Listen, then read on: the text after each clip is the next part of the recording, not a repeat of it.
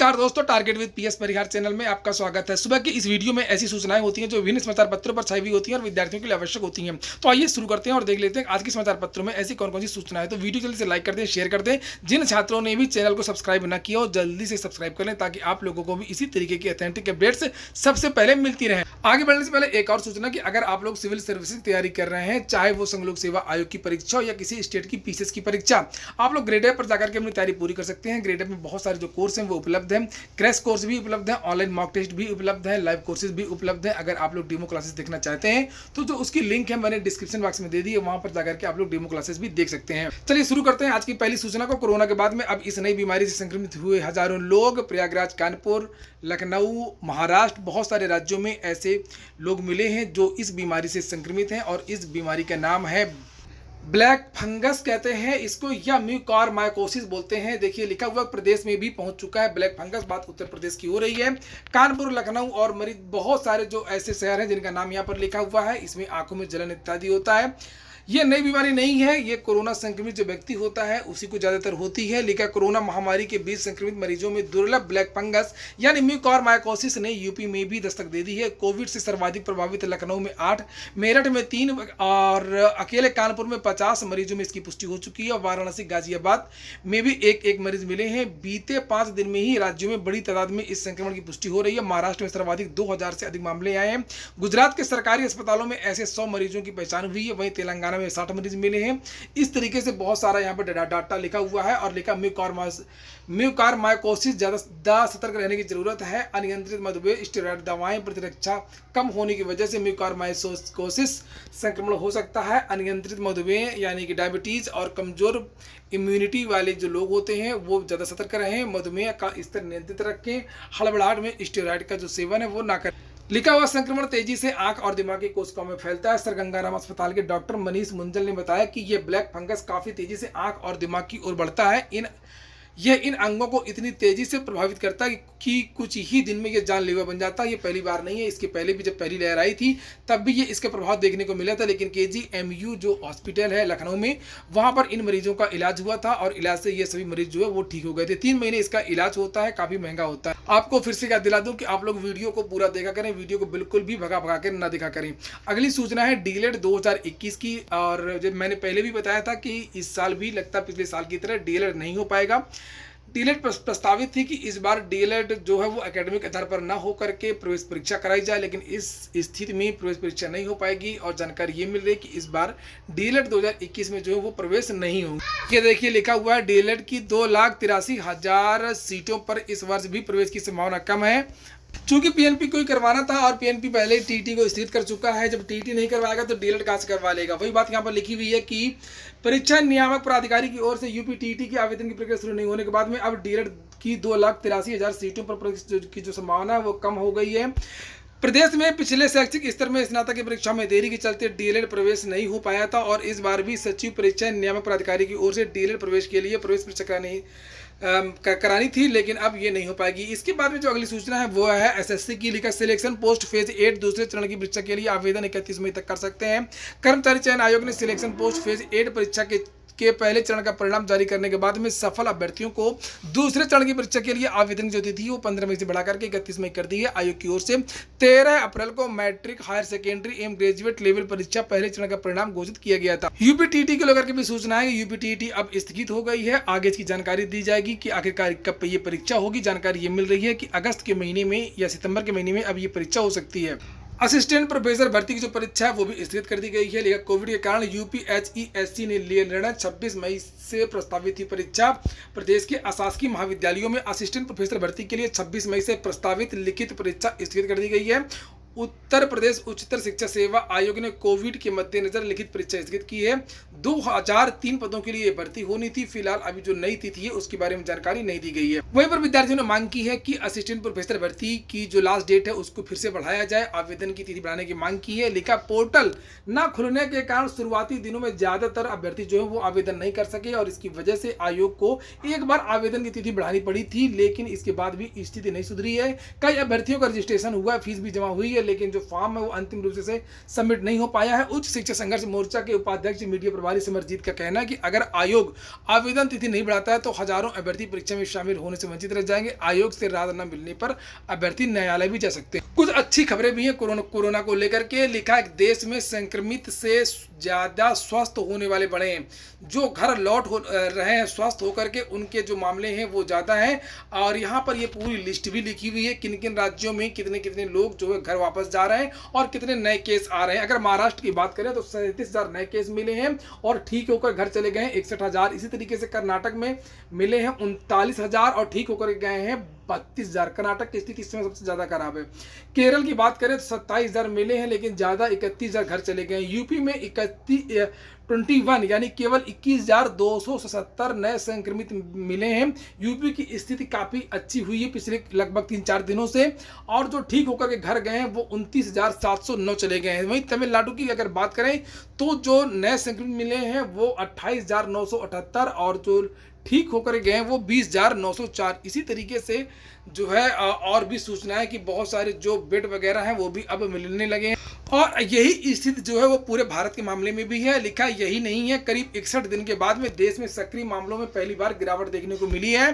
केंद्रीय स्वास्थ्य मंत्रालय के मुताबिक पिछले 24 घंटे के दौरान भारत में कुल 3,29,946 लोग कोरोना संक्रमित मिले हैं, जबकि इस अवधि में ठीक होने वालों की जो संख्या 24 घंटे में 3,56,000 जो व्यक्ति हैं वो ठीक होकर के घर भी लौट गए हैं। स्वस्थ होने वालों की संख्या में बढ़ोतरी का रुझान 15 राज्यों में देखा गया है। तो ये अच्छी खबर है कि कम से कम जो ये ऐसी खबरें सुनकर के जो लोग हैं वो थोड़ा सा राहत लेंगे। वहीं पर जो प्रोफेशनल कोर्स होते हैं उनके लिए जो यूपीसीईटी होनी थी जो स्थगित कर दी गई थी, जिसके जो आवेदन है वो 31 मई तक होंगे, उसकी जो परीक्षा है वो घोषित कर दी गई है कि अब जो ये परीक्षा है वो 15 जून को होगी। लिखा कोरोना की दूसरी लहर में बढ़ते संक्रमण के कारण नेशनल टेस्टिंग एजेंसी ने 18 मई को आयोजित होने वाली उत्तर प्रदेश संयुक्त प्रवेश परीक्षा 2021 स्थगित कर दी है। अब संयुक्त दाखिला प्रवेश परीक्षा 15 जून को होगा और ये जो प्रोग्राम है इनके लिए ये प्रवेश परीक्षा है। लिखा स्नातक में 4 वर्षीय बैचलर ऑफ फार्मेसी, 4 वर्षीय बैचलर ऑफ डिजाइन BHMCT, 3 वर्षीय बैचलर ऑफ वोकेशनल, 4 वर्षीय bachelor of fine art BFD, 5 वर्षीय MBA, ये सब पूरे कोर्स यहाँ पर लिखे जिसके लिए ये परीक्षा होने जा रही है। वहीं पर लिखा कि 2 माह में 2 अहम परीक्षाएं स्थगित हो चुकी हैं। लिखा प्राथमिक स्तर की परीक्षा कराने वाली संस्था को 2 माह में 2 अहम परीक्षाएं स्थगित करना पड़ा है। यह नौबत इसलिए आई है क्योंकि शासन ने दोनों प्रकरणों में अनुमति देने में देरी की थी। परीक्षा संस्था ने तय समय पर प्रस्ताव भेजे थे। हाँ, ये बात सही है। एडेड जूनियर हाई स्कूल भर्ती के लिए भी संस्था ने बहुत पहले कहा था लेकिन शासन ने अनुमति नहीं दी, काफ़ी देर लगा दी। इसी तरीके से यूपीटीईटी के बारे में भी PNP ने जाने कितनी बार पत्र भेजे थे लेकिन शासन ने अनुमति उस समय नहीं दी और जब अनुमति दी तब जो है वो कोरोना आ गया। तो वही बातें यहाँ पर लिखी हुई हैं कि ये नौबत इसलिए आई है क्योंकि शासन ने दोनों प्रकरणों में अनुमति देने में देरी की है। परीक्षा संस्था ने तय समय पर प्रस्ताव बनाकर भेजा था लेकिन लंबे समय तक अनुमति के इंतजार में लटके रहे। हालांकि दोनों परीक्षाओं को अलग अलग वजहों से टालना पड़ा। अब हालात सामान्य होने पर ही दोनों परीक्षाओं की जो तारीखें हैं वो नए सिरे से तय होंगी। परीक्षा नियामक प्राधिकारी कार्यालय ने उत्तर प्रदेश में फरवरी माह में ही उत्तर प्रदेश शिक्षक पात्रता परीक्षा यानी यूपीटीईटी कराने का प्रस्ताव भेजा था लेकिन उस पर मुहर करीब 1 माह बाद यानी 15 मार्च को लग पाई। वहीं पर लिखा हुआ है कि 18 अप्रैल को एडेड जूनियर हाई स्कूल की जो भर्ती है वो पंचायत चुनाव की वजह से टली है और जो यूपीटीईटी है वो कोरोना की वजह से उसके जो आवेदन है वो रोक दिए गए हैं। हालांकि विद्यार्थी इसका विरोध कर रहे हैं। विद्यार्थियों का कहना है कि यूपीटीईटी का जो आवेदन है उसको रोकना नहीं चाहिए और बहुत सारे ऐसे राज्य हैं जहां पर जो आवेदन प्रक्रिया है वो जारी है। बहुत सारे ऐसे राज्य हैं जहां पर इस काल में भी परिणाम जारी हो रहे हैं पर परीक्षाएं भले ही ना हो, इसलिए जो नोटिफिकेशन जो रद्द किया गया है यूपीटीईटी के वो गलत है। फिलहाल यहाँ पर नीचे लिखा है कि उस समय शासन ने आवेदन से लेकर के परीक्षा व परिणाम तक की समय सारणी घोषित कर दी थी यूपीटीईटी की। इसमें 11 मई को विज्ञापन, 18 मई से ऑनलाइन पंजीकरण, आवेदन और 25 जुलाई को परीक्षा होनी थी। इस इम्तिहान के बाद ही प्राथमिक स्कूलों की शिक्षक भर्ती परीक्षा होती है। यानी कि नई प्राथमिक शिक्षक भर्ती के बारे में यहाँ पर लिखा है कि यूपीटीईटी के बाद ही होना था। यदि उसी समय आवेदन लिए जाते तो शायद अब तक परीक्षा हो जाती, लेकिन इधर कोरोना संक्रमण की वजह से परीक्षा के साथ ही उसके आवेदन आदि की प्रक्रिया रोकनी पड़ी है। और इसी तरीके से प्रदेश के 3,000 से अधिक अशासकीय जूनियर हाई स्कूलों में अध्यापक व सहायक अध्यापक के 1894 पदों की लिखित परीक्षा 18 अप्रैल को होना प्रस्तावित था और इसके आवेदन भी हो चुके थे, लेकिन परीक्षा के ठीक दूसरे दिन त्रिस्तरीय ग्राम पंचायत चुनाव होने की वजह से कुछ दिन पहले चुनाव पहले है, सरकार की प्राथमिकता में, रोजगार बाद में है। लिखा है पंचायत चुनाव की वजह से ये परीक्षा जो है वो स्थगित करनी पड़ी, क्योंकि कई जिलों के डीएम ने इम्तिहान कराने में असमर्थता जताई थी। अब इन दोनों परीक्षाओं की नई तारीखें हालात सामान्य होने के बाद तय होंगी।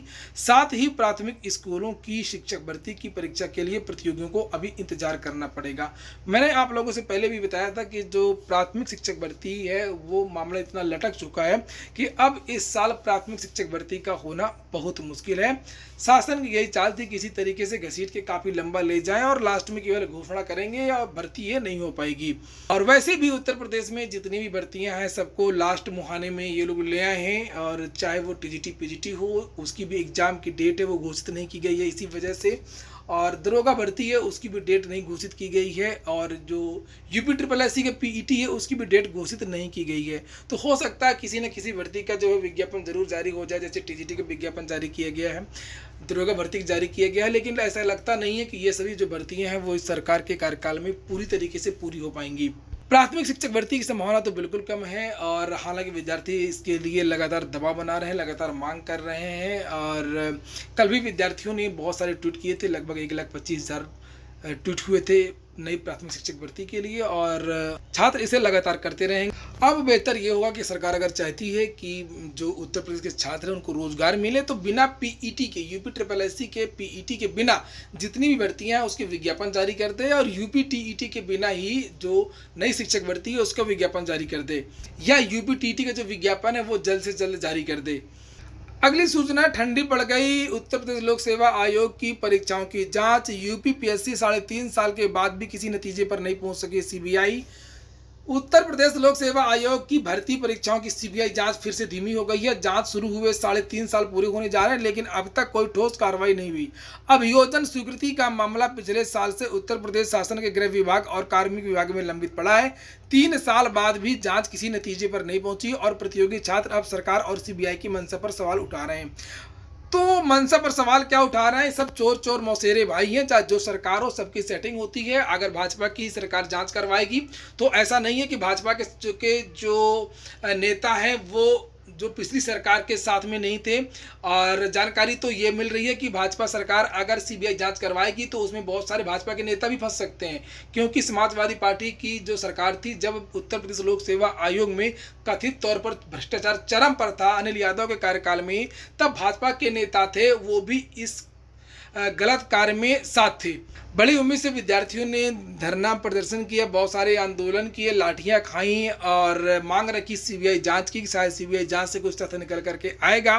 लेकिन CBI जांच में भी बहुत सारा अड़ंगा लगाया गया। CBI जांच के जो SP थे उनका ट्रांसफर करवाया गया, राजीव रंजन, और उसके बाद में CBI जांच भी आती है। CBI जांच के लिए अधिकारी आते हैं, महीने 2 महीने में चाय पानी करके वो निकल जाते हैं, खाना पूर्ति करके। एक आध ऐसी साधारण FIR हुई है और वो भी नामजद नहीं हुई है। लोअर 2013, PCS 2015, APS 2010, बहुत सारी ऐसी भर्तियां थीं जिसमें बहुत ज़्यादा भ्रष्टाचार की चर्चाएं थीं, और ऐसी उम्मीद थी कि इतने सारे बयान, इतने सारे गवाह हो चुके हैं, इतने सारे छात्रों ने प्रूफ भी दिए हैं, बहुत सारे CBI को भेजे हैं, गुमनाम पत्र भेजे हैं, लेकिन अब ऐसा लगता नहीं है, चूंकि सरकार ये जाने वाली है कि CBI जांच से कुछ भी निकल पाएगा। लिखा हुआ कि CBI ने भर्तियों में धांधली के लिए जिम्मेदार 1 दर्जन अफसरों कर्मचारियों को चिन्हित करते हुए उनके खिलाफ मुकदमा दर्ज कराने के लिए प्रदेश सरकार को दिसंबर 2020 में पत्र भेज करके अभियोजन स्वीकृति मांगी थी, लेकिन इसके बाद जांच अचानक धीमी पड़ गई है और CBI का पत्र भी शासन में दबा दिया गया। अवनीश पांडे ने एक बार फिर मुख्यमंत्री को पत्र लेकर के मांग की है कि वह इस मामले में सीधे हस्तक्षेप करें। तो अब इन सब चीज़ों को लेकर के जो है कोर्ट को भी संज्ञान लेना चाहिए, चाहे कोर्ट हो, चाहे CBI हो, चाहे वो भाजपा की सरकार हो, चाहे वो सपा की सरकार हो, चाहे वो बसपा हो, चाहे वो कांग्रेस हो। छात्रों की कोई सरकार नहीं, छात्रों की कोई भी संस्था नहीं है। किसी भी संस्था ने आज तक विद्यार्थियों के पक्ष में कोई बड़ा निर्णय या कोई मजबूत बात नहीं कही है। तो ठीक है दोस्तों, ये हो गया आज का वीडियो। अगर आपको अच्छा लगा हो तो लाइक कर दें। जिन छात्रों ने चैनल को सब्सक्राइब ना किया हो, सब्सक्राइब कर लें। पूरा वीडियो सुनने के लिए बहुत बहुत धन्यवाद।